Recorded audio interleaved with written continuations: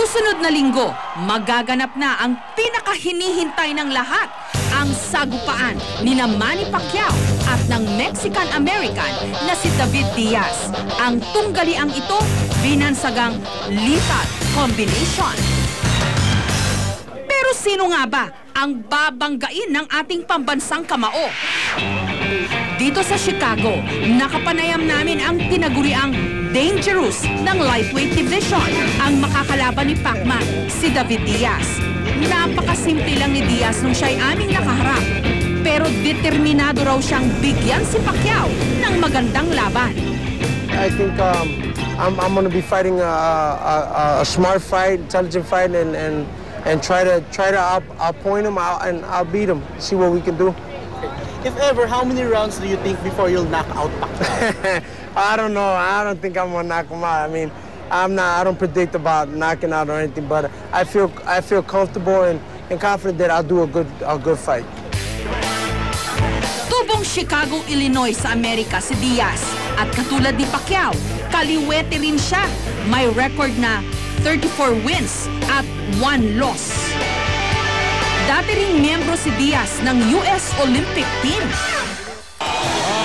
Kasama sa listahan ng kanyang mga tinalo, ang mortal na kalaban ni Pacquiao, ang Mexican legend na si Eric Morales.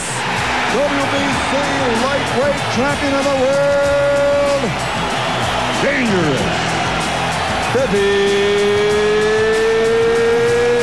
Diaz. Kahit aminadong dehado sa bilang ng mga tagahanga, wala raw ang mga ito para kay Diaz dahil sa huli, siya at si Pacquiao lang daw ang magtatapat sa loob ng ring. So what's your message to Manny? Train hard, buddy, because we're gonna have a good time. Ang nalalapit na lethal combination match, tunay namang panibagong pagsubok para kay Pacquiao, lalo pat bagong timbang ang kanyang papasukin. Mula featherweight, susubukan niyang agawin ang lightweight championship belt ni Diaz. Minsan nang napatunayan sa kasaysayan ng boxing sa Pilipinas na hindi ito madaling gawin. Ang alamat na si Gabriel Flash Elorde, hindi nasungkit ang lightweight crown mula sa Puerto Rican na si Carlos Ortiz noong 1966 na knockout si Elorde. Mukhang mas mahirap ang itong laban nito kasi akyat ni Manny to 135 pounds. Medyo mabigat yan. Saka yung David Diaz naman matibay sugod ng sugod. Yun ang gusto ni Manny, sugod ng sugod ni David Diaz. Pwede yung counter yung kaliwa niya. No? Pero lakas si David Diaz din. Komportable na sa 135, champion, former Olympian. Ibig sabihin, hindi patsy ito. Sobrang galing itong David Diaz. Pero kung mananalo si Pacquiao, lilikha naman siya ng kasaysayan bilang kauna-unahang Asyano na makakahawak ng hindi lang isa, hindi lang dalawa, at hindi lang tatlo, kundi 4 na world title belt sa iba't ibang mga division. Dito sa pamosong Wildcard Gym sa Los Angeles, California, binisita ko ang ating kampiyon.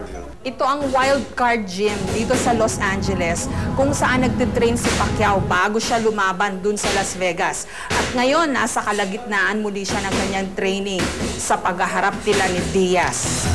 Mahigit 18 World Championships na ang naging produkto ng gym na ito. Pero ang pinakabumabandera ngayon sa makasaysayang mga pader nito, ang ating Pinoy champion. Dati maliliit lang yung pictures niya dito. Ngayon, isa na siya sa mga nila, bandera nila dito sa gym na to.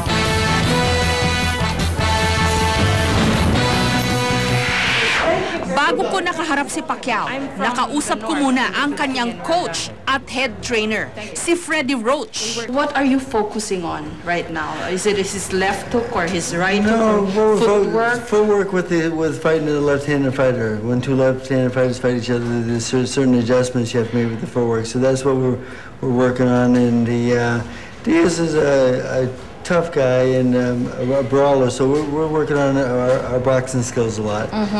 Ang hindi alam ng marami, si Roach ay kasalukuyang may Parkinson's disease. Pero tila hindi niya ito iniinda sa pagtitraining niya kay Pacquiao. Maya-maya lang, dumating si Pacquiao at kapansin-pansin ang pagiging matamlay nito. Hi Manny, kumusta? lang. Sabi ni Coach Freddy may sipon ka raw. Oo nga nagkaroon ako ng sipon pagpunta namin sa San Francisco. Nagkaroon ako ng ubo. Pero okay naman, nakaka-ensayo ko everyday. Kwento mo nga, kasi lagi-lagi na lang tuwing may laban, parang ordinaryo na nagte-training ka. Pero ang hindi nalalaman ng mga kababayan natin, kung gaano kahirap yung training. Yung training kasi ng isang boksingero, mas mahirap talaga ang training kaysa sa fight. Kasi sa training pa lang, sparring, tatlo yung sparring mo, talagang bugbugan ng sparring, takbo sa umaga, ensayo sa hapon. Pero pagdating sa fight, hindi mo alam kung mananalo ka o hindi. Kaya napakahirap ng training. Paano mo inuuto yung sarili mo? Diba? Kasi ang hirap ha. Kailangan utuin mo yung sarili mo araw-araw. Tapos meron ka mga, syempre, mga sinasabi mo sa sarili mo para matiis mo lahat. Ano sinasabi mo? Always think positive na, I have to do this, I have to do that because of my ambition like that to my family. Yung pangarap mo, dream mo sa pamilya mo na mabigyan sila ng magandang buhay at makapagbigay ka ng karangalan sa ating bansa. Lahat daw ng mga paghihirap na ito ni Pacquiao, susuklian ng milyong-milyong biyaya.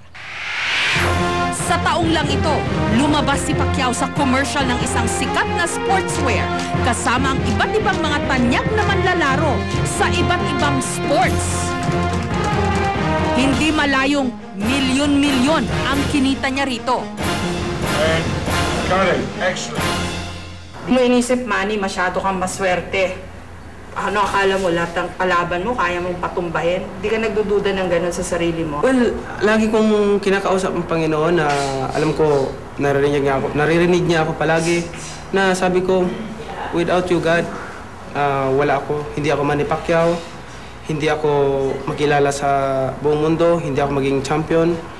Itong lahat na tinamo ko ngayon, sa'yo nang galing to lahat. Anytime pwede mong kunin. Sabi ko, kaya lahat ito inaalay ko lagi sa kanya na salamat ako lagi sa mga biyayang binigay niya sa akin. Pero hindi lang mga kapwa natin Pilipino ang pumupusta kay Pacquiao, pati na ang mga Amerikanong katulad ni Nicole. Matagal na raw kasi siyang loyal fan ni Pacquiao. At sa sobrang pagkapanatiko niya kay Pacquiao, ang kanyang pinakasalan, kahawig at katukayo pa ni Pacquiao, si Manny Melchor.